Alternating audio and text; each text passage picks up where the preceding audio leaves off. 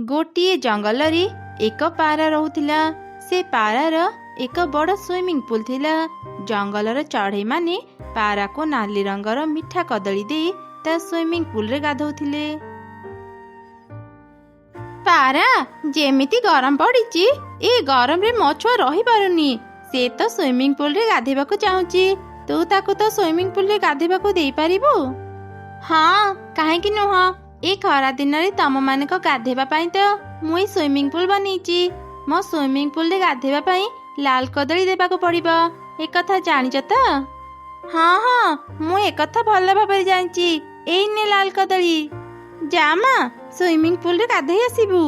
मिटूर छुआ गाधे सारिबा परे चढ़ई ता छुआ को धरी सेठारे पहुंचिला। पारा मु सुनली तू गोटे स्विमिंग पूल बनईचु। मो झियो तो स्विमिंग पूल रे गाधेबाकू चाहूची। तू ताकू तो स्विमिंग पूल रे गाधेबाकू देई पारिबू? हाँ तू ठीक सुनिचु। गोटे लाल कदली बदल रे तो झियो ही स्विमिंग पूल रे गाधे पारिबो। लाल कदली नदेले किंतु मु काहाकू भी मो स्विमिंग पूल रे गाधेबाकू दिएनी। ए कौन कहूचु पारा? लाल कदली? से लाल कदली तो एठारू अनेक दूर रे मिले। एते दूर को जाई मु लाल कदली आनी पारिबिनी। तू जदि लाल कदली देई पारिबुनी मु तो झियो को स्विमिंग पूल रे गाधेबाकू भी देई पारिबिनी। जा चली जाएठू। एमिति शुणी माँ चढ़ी ता झियो को धरी सेठारू चली गला। माँ पारा आंटी को कौन पे लाल कदली देलनी? मु एबे कोठी गाधेबी? मु जदि न गाधेबी मो सांग माने मो सह खेलिबेनी। अरे माँ स्विमिंग पूल रे गाधे पारिलुनी बोली मन दुख करूचु? जमा भी मन दुख करनी। चले मु तते नदी रे गाधेई देबी। देखिबू स्विमिंग पूल रे गाधेबा अपेक्षा नदी रे गाधेबाकू तते आहुरी मजा लागिबो। तापरे माँ चढ़ी ता छुआ को नहीं नदी को गला। चढ़ई छुआ नदी रे गाधेला। तापरे सेमाने घर को फेरिले। फेरिला परे सेमाने देखिले काऊ तांको घर बाहर छिड़ा हेची। अरे चढ़ई मु शुणिली तो पाखरे लाल कदली नथिबारु तो छुआ पारार स्विमिंग पूल रे गाधेई पारिलानी। काऊ तू तो जानू से लाल रंगर कदली एठारू अनेक दूर रे मिले। मो छुआ को एका छाड़ी एते दूर को जीवाको चाहूनी। जदि मो छुआर किछि असुविधा हुए। ओ एई कथा। चढ़ई तू चिंता करनी मु तो घर आउ तो छुआ को जगी देबी। तू जा से लाल कदली आनिबू। थरे भाभी देखे चढ़ई सबु छुआ स्विमिंग पूल रे गाधौथिबे हेले तो छुआ गाधेई पारिबनी। कहिलु तार केते मन दुख हेबो। हाँ काऊ तू ठीक कहलु। आज सीना मो झियो को बुझेई देली हेले जेतेबेले तार सबु सांग स्विमिंग पूल रे गाधेबे सेतेबेले तार भी इच्छा हेबो। काऊ तू कौन सतरे मो घर आ मो छुआ को जगी पारिबू? हाँ चढ़ई तू चिंता न करी लाल कदली आनिबाकू जा। दे मते तो घर रे चाबी दे। मु तो घर आउ तो झियो को जगी देबी। काऊर कथा को विश्वास करी माँ चढ़ी ताको घर रे चाबी देई देला। आउ तापरे से लाल कदली आनिबाकू गला। से जीवा परे काऊ मनरे चिंता कला। हा हा हा चढ़ई केते बोका। तो घर को नेबा पई चढ़ई मु तो सह नाटक करूथिली। एमिति चिंता करी काऊ चढ़ी छुआ को पिटी पिटी से घर बाहर करिदेला। आजिठू ए घर मोर। तू एठू चली जा। मो घरे पशिबाकू चेष्टा भी करिबुनी नहले मु तते आहुरी पिटिबी। सेपटे माँ चढ़ी लाल कदली धरी फेरिबा समय रास्ता रे देखिला गोटे परी किछि कंटा गछरे अटकी जाइची। ए कौन परी तुमे कंटा गछ भितरे केमिति अटकी गलो?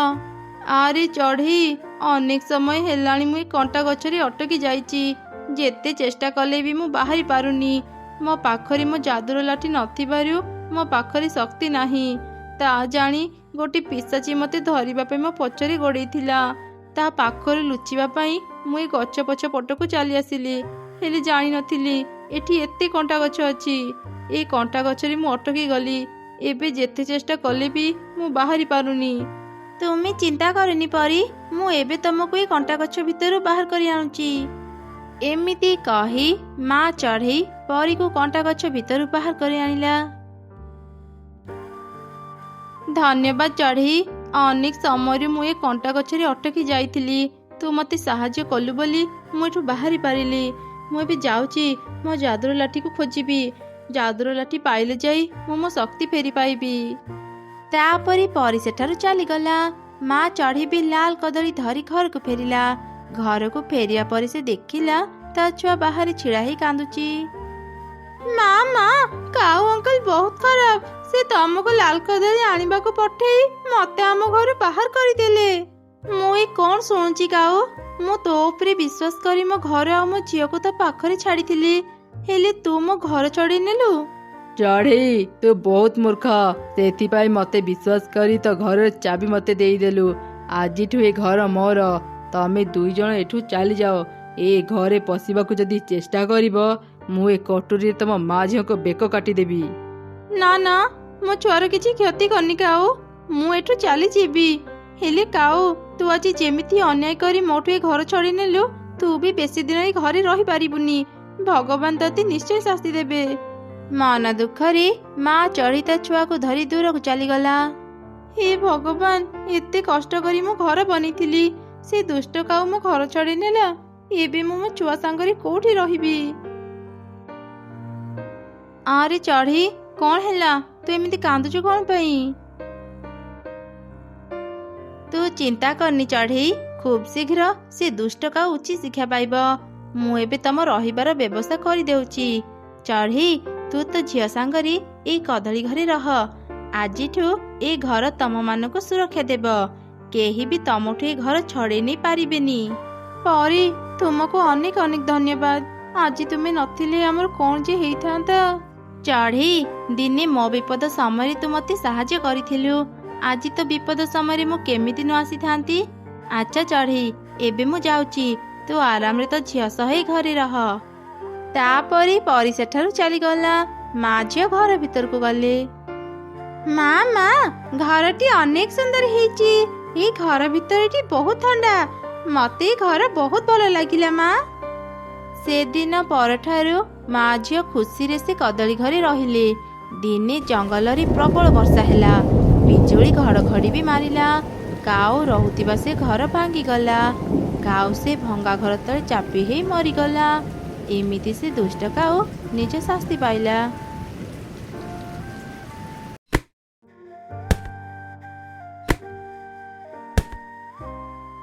ଦିଦି, ଭାରି ଶୋଷ ଲାଗିଲାଣି। ଗୋଟେ ଗ୍ଲାସ ପାଣି ଦେ ନା। ଆଚ୍ଛା ହଉ, ତୁ ଟିକେ ଅପେକ୍ଷା କର। ମୁଁ ଏବେ କଳସୀରୁ ପାଣି ଆଣି ଦଉଛି।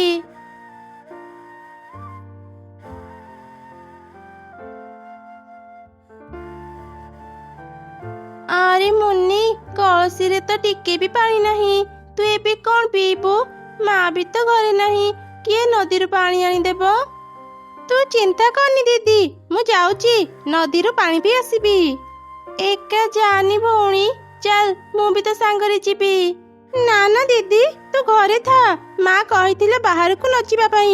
ଆମେ 2 ଜଣ ଯଦି ବାହାରକୁ ଯିବା, ମା ପାଖରୁ ଗାଳି ଶୁଣିବା। ତୁ ଘରେ ଥା, ମୁଁ ଶୀଘ୍ର ପାଣି ପିଇ ଚାଲି ଆସିବି। ଆଚ୍ଛା ଠିକ ଅଛି, ତୁ ଯା। ଏମିତି କହି ମୁନି ପାଣି ପିଇବା ପାଇଁ ନଦୀକୁ ଗଲା ଆଉ ପାଣି ପିଇଲା। ସେପଟେ ମା ଚଢ଼େଇ ଧଇଁ ସଇଁ ହେଇ ଘରକୁ ଆସି କହିଲା, ମା କୁନି, ଝଡ଼ ତୋଫାନ ଆସିଲାଣି। ଜଙ୍ଗଲର ସବୁ ଚଢ଼େଇ ଗୁମ୍ଫାକୁ ଚାଲିଗଲେଣି। ଚାଲ ମା, ଶୀଘ୍ର ସେଠାକୁ ଯିବା। ଆରେ ମୁନି କୁଆଡ଼େ ଗଲା? ମୁଁ ତ ତାକୁ ଦେଖୁନି।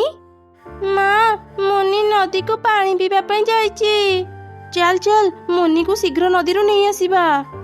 ଏମିତି କହି ମା ଚଢ଼େଇ ତାର ଗୋଟେ ଝିଅକୁ ଧରି ନଦୀକୁ ଯିବା ପାଇଁ ବାହାରିଲା। ସେ ଯେମିତି ଘରୁ ବାହାରିଲା, ଜୋର ଜୋରେ ପବନ ବହିଲା। ମା, କେତେ ଜୋରେ ପବନ ବହୁଛି। ମୁଁ ଟିକେ ବି ଉଡ଼ି ପାରୁନି। ଆଉ ଟିକେ କଷ୍ଟ କର ମା, ଆମେ ନଦୀ ପାଖରେ ପହଞ୍ଚି ଗଲେଣି। ଏ କଣ? ଏତେ ଜୋରେ କାହିଁକି ପବନ ବହୁଛି? ମୁଁ ଶୀଘ୍ର ଘରକୁ ଯାଏ। ମୁନି ଘରକୁ ଯିବା ପାଇଁ ବାହାରିଲା। ପବନ ଏତେ ଜୋରେ ବହିବା ଯୋଗୁଁ ସେ ଆଗକୁ ଯାଇପାରିଲାନି। ସେ ଗଛମାନଙ୍କ ସହ ଧକ୍କା ହେଇ ହେଇ ଆଉ ଏକ ଜଙ୍ଗଲକୁ ଚାଲିଗଲା। ସେ ବେହୋସ ହେଇ ଏକ ଜାଗାରେ ପଡ଼ି ରହିଲା। ସେପଟେ ମା ଚଢ଼େଇ ଆଉ ତାର ଝିଅ ନଦୀ କୂଳରେ ପହଞ୍ଚି ଚାରିଆଡ଼େ ମୁନିକୁ ଖୋଜିଲେ। ମୁନି, କୋଉଠି ଅଛି ମୋ ଝିଅ? ତାର କିଛି ହେଇନି ତ? ମୁନି, ଏ ମୁନି, କୋଉଠି ଅଛୁ ଭଉଣୀ? ଆମେ ତତେ ନେବା ପାଇଁ ଆସିଛୁ। ଆମ ସାମ୍ନାକୁ ଆସ ଭଉଣୀ। ଠିକ ସେହି ସମୟରେ ମିଟୁ ସେଠାକୁ ଆସିଲା। ଆରେ ରିନୁ, ତୁ ତ ଝିଅକୁ ନେଇ ନଦୀ ପାଖରେ କଣ କରୁଛୁ? ଗୁମ୍ଫାକୁ ଏଯାଏଁ ଯାଇନୁ? ଦେଖୁଛୁ ତ କେତେ ଜୋରେ ପବନ ବହୁଛି। ଚାଲ ଚାଲ ଶୀଘ୍ର ଗୁମ୍ଫାକୁ ଯିବା। ମିଟୁ ଭଉଣୀ, ମୋ ଝିଅ ମୁନି ହଜି ଯାଇଛି, ଦୟାକରି ତାକୁ ଟିକେ ଖୋଜି ଦିଅ ନା। ଏ ଝଡ଼ ତୋଫାନରେ ମୁଁ ତ ଝିଅକୁ କୋଉଠି ଖୋଜିବି? ମୁଁ ଗୁମ୍ଫାକୁ ଯାଉଛି। ତୋର ଆଉ ଗୋଟେ ଝିଅର କିଛି କ୍ଷତି ହେବା ପୂର୍ବରୁ ତାକୁ ନେଇ ଶୀଘ୍ର ଗୁମ୍ଫାକୁ ଚାଲିଆ। ଏମିତି କହି ମିଟୁ ସେଠାରୁ ଚାଲିଗଲା। କୁନି ତା ମାକୁ କହିଲା, ମା, ଏ ଝଡ଼ ତୋଫାନ ଟିକେ କମିଯାଉ, ତାପରେ ଆମେ ଭଉଣୀକୁ ଖୋଜିବା। ଚାଲ ମା, ଏବେ ଗୁମ୍ଫାକୁ ଯିବା। ମା ଚଢ଼େଇ ଆଉ କିଛି ନ କହି କୁନିକୁ ଧରି ଗୁମ୍ଫାକୁ ଗଲା। ଆରେ ମିଟୁ, ତୁ ଖାଇବା ଆଣି ଭଲ କରିଛୁ। ଭାରି ଭୋକ ଲାଗିଲାଣି, କିଛି ଖାଇବା ବାହାର କର। ସେଠି ଥିବା ସବୁ ଚଢ଼େଇ ଖାଇବା ଖାଇଲେ, କେବଳ ମା ଚଢ଼େଇ ଆଉ କୁନିକୁ ଛାଡ଼ି। ଆରେ ରିନୁ, ଯାହା ହେବାର ତ ହେଇଗଲା, ଆଉ କେତେ ସମୟ ଉପାସରେ ରହିବୁ? ତୋ ପାଇଁ କୁନି ବି ଯାଇ ଖାଇବା ଖାଇନି। ଚଢ଼େଇ ଭଉଣୀ, ମୋ ଝିଅର ଏବେ କ'ଣ ଅବସ୍ଥା ମୁଁ ଜାଣିନି। ଏ ଖାଇବା ମୋ ତଣ୍ଟିରେ ଯିବନି। କୁନି, ତୁ କାହିଁ ଉପାସରେ ରହିଛୁ? ତୁ କିଛି ଖାଇନେ। ଏମିତି ସେ ରାତି ବିତିଗଲା। ଝଡ଼ ତୋଫାନ କମିଗଲା। କାଉ ବାହାରକୁ ଆସି ଦେଖିଲା ଆଉ ବର୍ଷା ନାହିଁ। ବର୍ଷା ପୁରାପୁରି ଛାଡ଼ି ଯାଇଛି। ଏବେ ଆମେ ସମସ୍ତେ ଘରକୁ ଯାଇପାରିବା। ଏଠି ରହି କିଛି ଲାଭ ନାହିଁ। ଚାଲ ସମସ୍ତେ ଏବେ ଘରକୁ ଯିବା। ଆରେ ମା କୁନି, ଚାଲ ଏବେ ମୁନିକୁ ଖୋଜିବା। ସେଇ ଝଡ଼ ତୋଫାନରେ ଅନେକ ଚଢ଼େଇଙ୍କ ଘର ଭାଙ୍ଗି ଯାଇଥିଲା। ଆରେ ଦେଖ, ଆମ ଘର ପୁରାପୁରି ଭାଙ୍ଗିନି। ଆମେ ଆରାମରେ ଆମ ଘରେ ରହିପାରିବା। ସେପଟେ ଦେଖ, ରିନୁର ଘର ପୁରାପୁରି ଭାଙ୍ଗି ଯାଇଛି। ସେପଟେ ତାର ଝିଅ ହଜି ଯାଇଛି, ଏପଟେ ତା ଘର ବି ଭାଙ୍ଗିଗଲା। ଯାହା ବି କୁହ, ସେ ରିନୁର କାନ୍ଦ କାନ୍ଦ ମୁହଁ ଦେଖିଲେ ନା ମତେ ଭାରି ଭଲ ଲାଗେ। ହଁ, ତୁ ଠିକ କହିଲୁ। ଭାରି ଥକା ଲାଗୁଛି। ଗୁମ୍ଫାରେ ରାତି ସାରା ଶୋଇ ହେଲାନି। ଚାଲ ଟିକେ ଆରାମ କରିବା। ମା ଚଢ଼େଇ ଚାରିଆଡ଼େ ତା ଝିଅକୁ ଖୋଜୁଥିଲା, ହେଲେ ତାକୁ କୋଉଠି ବି ପାଇଲାନି। ଶେଷରେ ସେ ନିଜ ଭଙ୍ଗା ଘରକୁ ଚାଲି ଆସିଲା। ଏ କ'ଣ ସର୍ବନାଶ ହେଇଯାଇଛି? ମୋ ଝିଅ କୋଉଠି ହଜି ଯାଇଛି, ମୁଁ ତାକୁ ପାଉନି। ଏପଟେ ମୋ ଘର ଭାଙ୍ଗିଗଲା। ମା, ଆଉ କାନ୍ଦନି, ଆମେ ବୋଧେ ଆଉ ମୁନିକୁ ପାଇବାନି। ଚାଲ ମା, ଆମ ଘରକୁ ସଜାଡ଼ିବା, ନହେଲେ ବର୍ଷା ହେଲେ ଆମେ କୋଉଠି ରହିବା? ହଁ, ତୁ ଠିକ କହିଲୁ। ଗୋଟେ ଝିଅ ଚିନ୍ତାରେ ମୁଁ ଆଉ ଗୋଟେ ଝିଅକୁ ଭୁଲି ଯାଇଥିଲି। ଚାଲ ମା, କିଛି କାଠ ଆଣି ନୂଆ ଘର ତିଆରି କରିବା। ଏମିତି କଥା ହେଇ ମା ଛୁଆ ଜଙ୍ଗଲ ଭିତରୁ ମଜବୁତ କାଠ ଆଣି ଏକ ସୁନ୍ଦର ଘର ତିଆରି କଲେ। ଦୁଇ କାଉ ତାକୁ ଦେଖୁଥିଲେ। ମା ଚଢ଼େଇ ସେମାନଙ୍କୁ କହିଲା, ଆରେ ତମେ ଦୁଇ ଜଣ ନିଜ ଭଙ୍ଗା ଘରକୁ ସଜାଡ଼ିବନି କି? ଆଉ ଥରେ ଯଦି ପୁଣି ଝଡ଼ ତୋଫାନ ଆସେ, ତୁମ ଘର ଭାଙ୍ଗି ଯାଇପାରେ। ଆମକୁ ବେଶୀ ଉପଦେଶ ଦେନି, ତୋ କାମ ତୁ କର। ଏତେ ପରିଶ୍ରମ କରି କିଏ ଘର ସଜାଡ଼ିବ? ଏତେ ଅଳସୁଆ ହେବା ଭଲ ନୁହଁ କାଉ ଭଉଣୀ। ପରିଶ୍ରମ କରି ଘର ତିଆରି କରିଥିଲେ ତୁମକୁ ପଛରେ ଏତେ ହଇରାଣ ହେବାକୁ ପଡ଼ିବନି। ଏଇ, ତତେ କହିଲି ନା ଆଉ ବେଶୀ ଜ୍ଞାନ ଦେନି। ଆମକୁ ଅଳସୁଆ କହୁଛୁ? ଯା, ଚାଲିଯା ଏଠୁ। ମା ଚଢ଼େଇଟି ନିଜ ଘରକୁ ଫେରି ଆସିଲା। ସେପଟେ ମୁନିର ହୋସ ଆସିଲା ପରେ ସେ ନିଜ ଘରକୁ ଫେରିବାକୁ ଚେଷ୍ଟା କଲା, ହେଲେ ସେ ରାସ୍ତା ପାଇଲାନି। ଶେଷରେ ସେ ଏକ ଗଛରେ ବସି କାନ୍ଦିଲା। ମା ଆଉ ମୋ ଭଉଣୀ ମୋ ପାଇଁ ଅନେକ ଚିନ୍ତାରେ ଥିବେ। ମୁଁ ତ ଘରକୁ ଫେରିବାର ରାସ୍ତା ପାଉନି। ଏବେ ଘରକୁ କେମିତି ଫେରିବି? ହେ ଭଗବାନ, ମତେ ଟିକେ ସାହାଯ୍ୟ କର। ସେ ଏମିତି କାନ୍ଦୁଥିବା ସମୟରେ ଏକ ବୁଢ଼ୀ ଚଢ଼େଇ ତା ପାଖକୁ ଆସିଲା ଆଉ ତାକୁ ପଚାରିଲା, କିରେ ଛୋଟ ଝିଅ, ତୁ ଏଠି ବସି ଏମିତି କାନ୍ଦୁଛୁ କ'ଣ ପାଇଁ? ମୁନି ସେ ବୁଢ଼ୀ ଚଢ଼େଇକୁ ସବୁ ଘଟଣା କହିଲା। କ'ଣ କହିଲୁ? ତୋ ମା ନା ରିନୁ? ମୁଁ ତ ମାକୁ ଜାଣିଛି। ମୁଁ ତତେ ତ ଘରର ରାସ୍ତା କହିପାରିବି, ହେଲେ ଝିଅ, ମୋର ବୟସ ହେଲାଣି। ମୁଁ ଏତେ ଦୂରକୁ ଉଡ଼ି ଯାଇପାରିବିନି। କିଛି କଥା ନାହିଁ ବୁଢ଼ୀ ମା, ତୁମେ ଖାଲି ମତେ ରାସ୍ତା କହିଦିଅ, ମୁଁ ଘରକୁ ଚାଲିଯିବି। ଆଚ୍ଛା ଠିକ ଅଛି, ଆସ ମୋ ସାଙ୍ଗରେ। ଏଇଠୁ ସିଧା ରାସ୍ତାରେ ଗଲେ ତୁ ତ ଜଙ୍ଗଲରେ ପହଞ୍ଚିଯିବୁ। ତୁମକୁ ବହୁତ ବହୁତ ଧନ୍ୟବାଦ ବୁଢ଼ୀ ମା, ଏବେ ମୁଁ ଯାଉଛି। ଏମିତି କହି ମୁନି ଉଡ଼ିଗଲା। ନିଜ ଜଙ୍ଗଲକୁ ପହଞ୍ଚିଲା ପରେ ସେ କାଉ ଆଉ ତାର ସ୍ତ୍ରୀକୁ ଦେଖିଲା। ଏଇ ତ କାଉ ଅଙ୍କଲ, କାଉ ଆଣ୍ଟି ଏଇଠି ଅଛନ୍ତି। ମୁଁ ତାଙ୍କ ପାଖକୁ ଯାଇ ମୋ ମା କଥା ପଚାରେ। ମୁନି ଯେମିତି ତାଙ୍କ ପାଖକୁ ଗଲା, ସେ ଶୁଣିଲା, ଆରେ ଦେଖ, ସେ ରିନୁ ଅଳ୍ପ ସମୟରେ ହିଁ କେତେ ସୁନ୍ଦର ଘର ତିଆରି କରିଦେଲା। ସେଦିନ ସେ ଆମକୁ ଅଳସୁଆ କହୁଥିଲା, ଚାଲ ଆଜି ଆମେ ତାକୁ ଉଚିତ ଶିକ୍ଷା ଦେବା। ଆମେ ରିନୁକୁ କହିବା ତା ସାନ ଝିଅ ଜଙ୍ଗଲ ବାହାରେ ଅଛି। ସେ ଯେତେବେଳେ ଜଙ୍ଗଲ ବାହାରକୁ ଯିବ ଆମେ ତା ଘରକୁ କବ୍ଜା କରିନେବା। ହଁ ତୁ ଠିକ କହିଛୁ, ଆଜି ସେ ଉଚିତ ଶିକ୍ଷା ପାଇବ। ଏମାନେ ଏସବୁ କଣ କହୁଛନ୍ତି? ସେ ଝଡ଼ ତୋଫାନରେ ଆମ ଘର ଭାଙ୍ଗି ଯାଇଥିଲା, ଆଉ ମା କଷ୍ଟ କରି ଯୋଉ ଘର ବନେଇଛି ତାକୁ ଏମାନେ କବ୍ଜା କରିବାକୁ ଚାହୁଁଛନ୍ତି। ମୁଁ ଶୀଘ୍ର ମା ପାଖକୁ ଯାଇ ଏକଥା କୁହେ। ତାପରେ ମୁନି ଖୋଜି ଖୋଜି ତା ଘରକୁ ଚାଲିଗଲା। ତା ମା ଭଉଣୀ ତାକୁ ଦେଖି ଅନେକ ଖୁସି ହେଇଗଲେ। ମାରି ତୁ ଠିକ ଅଛୁ? ଭଗବାନଙ୍କୁ ବହୁତ ବହୁତ ଧନ୍ୟବାଦ, ତୁ ମୋ ପାଖକୁ ଫେରି ଆସିଲୁ। ମୁଁ ତତେ କେତେ ନ ଖୋଜିଛି। ଆସ ମା, ଭିତରକୁ ଆସେ। ତୁ କିଛି ଖାଇଛୁ ନା ନାହିଁ? ଆଉ ଖାଇବୁ। ମା, ଘର ବହୁତ ସୁନ୍ଦର ହେଇଛି। ଏଠାକୁ ଆସିବା ପୂର୍ବରୁ ମୁଁ କାଉମାନଙ୍କ ପାଖରୁ ଶୁଣିଲି। ଏମିତି ମୁନି ତା ମାକୁ ସବୁ ଘଟଣା କହିଲା। ଆଚ୍ଛା, ସେ ଦୁଷ୍ଟ କାଉମାନେ ତାହେଲେ ମୋ ଘର ନେବାକୁ ଚାହୁଁଛନ୍ତି। ଆସନ୍ତୁ ସେମାନେ, ମୁଁ ଆଜି ତାଙ୍କୁ ଛାଡ଼ିବିନି। କିଛି ସମୟ ପରେ କାଉମାନେ ଚଢ଼େଇ ଘରେ ପହଞ୍ଚି କହିଲେ, ଆରେ ରିନୁ, ତୋ ସାନ ଝିଅର ଖବର ମିଳିଯାଇଛି। ସେ ଆର ଜଙ୍ଗଲରେ ଅଛି। ଯା, ଶୀଘ୍ର ତାକୁ ନେଇ ଆସିବୁ। ମୋ ଝିଅ ମୋ ପାଖରେ ଅଛି। ତମେ ମାନେ କୋଉ ମତଲବ ନେଇ ଏଠାକୁ ଆସିଛ ମୁଁ ଭଲ ଭାବରେ ଜାଣିଛି। ଭଲରେ ଏଠାରୁ ଚାଲିଯାଅ, ନହେଲେ ତମ ଦେହରୁ ମୁଁ ମୁଣ୍ଡ ଅଲଗା କରିଦେବି। ଆରେ ବାପରେ, ଚାଲ ଚାଲ ଏଠୁ ପଳେଇବା। ଏ ଚଢ଼େଇ ପାଗଳି ହେଇଯାଇଛି। ଏମିତି କହି କାଉମାନେ ଭୟରେ ଶୀଘ୍ର ସେ ଜାଗା ଛାଡ଼ି ଚାଲିଗଲେ।